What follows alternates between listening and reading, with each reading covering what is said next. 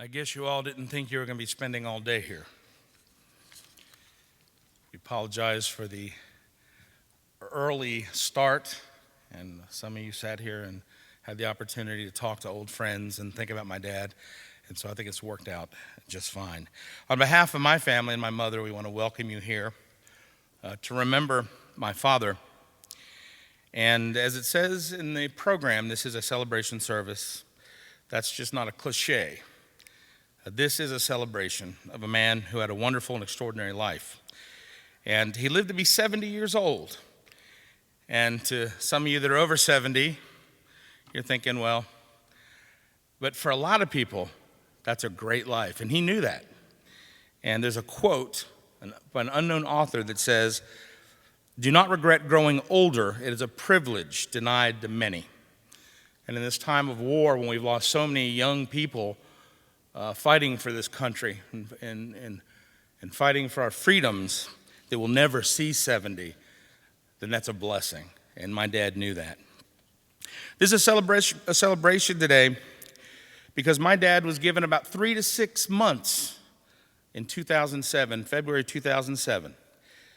It's a day of celebration because he had 3 years. And those were 3 wonderful years. 3 difficult years. But he had 3 years. And we had time to say things to him and do things and vacation. And it was a wonderful time. We're celebrating today because 5 days ago my father was healed and cancer no longer ruled his body. And it no longer rules our family. We are celebrating his ease of passing this earthly death.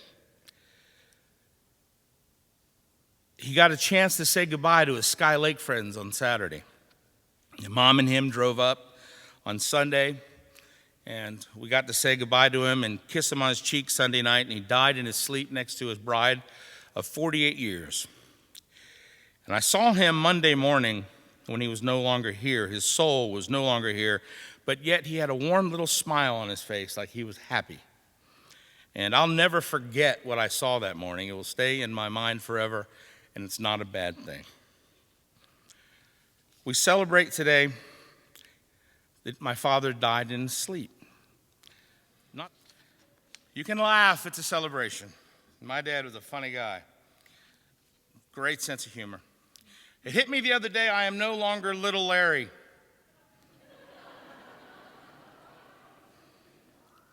I'm Larry.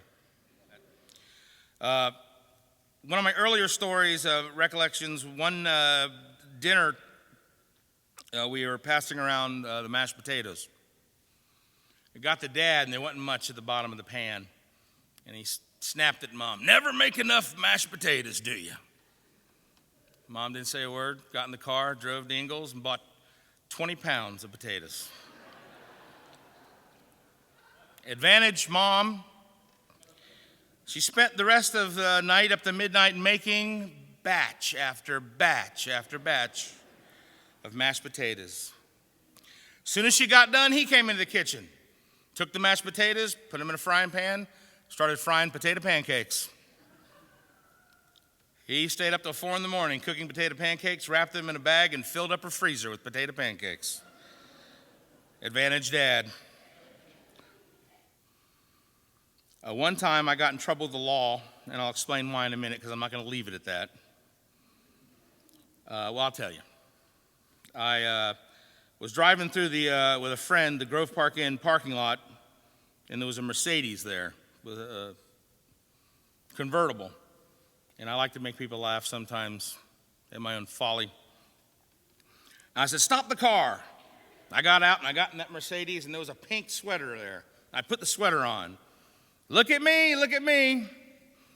I'm not going to mention we had been at Stevens Pub watching the World Series for about 4 hours before that.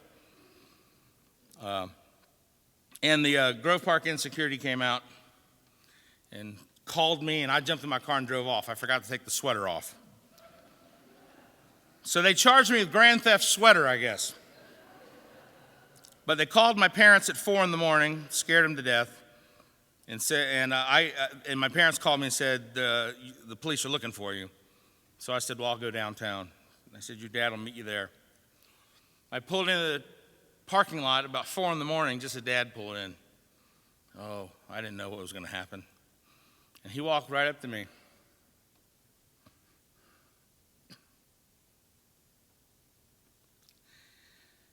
He hugged me.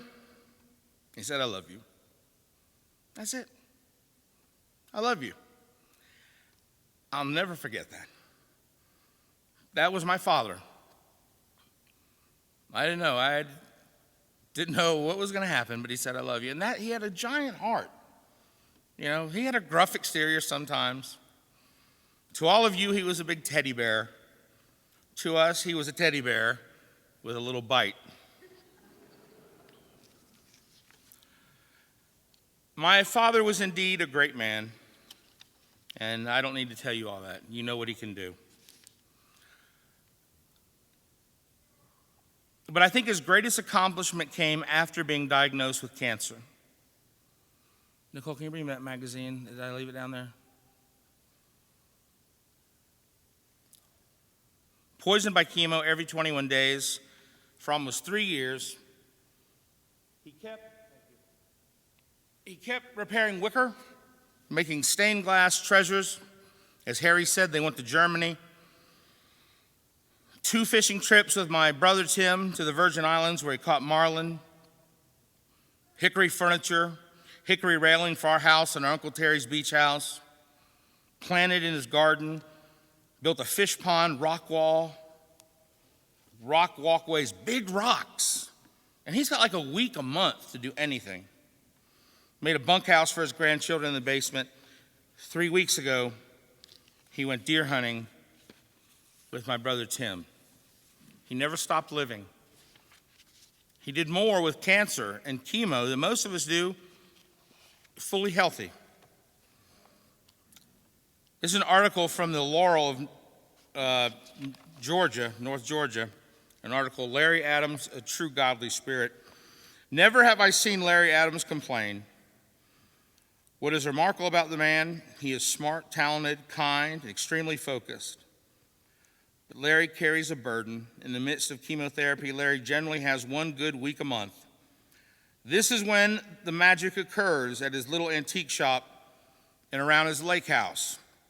Never have I met anyone who can produce so many positive things in such a short period of time. Larry Adams is a truly extraordinary man. And that's exactly what my father was and is. If my father can do all this being sick, what is our excuse? What is my excuse? And if my father's death and life teaches us anything, it will be don't wait till you're dying to start living. Do something for yourself, do something for someone else. Just do something. Dad, I love you, and I will miss you every day for the rest of my life.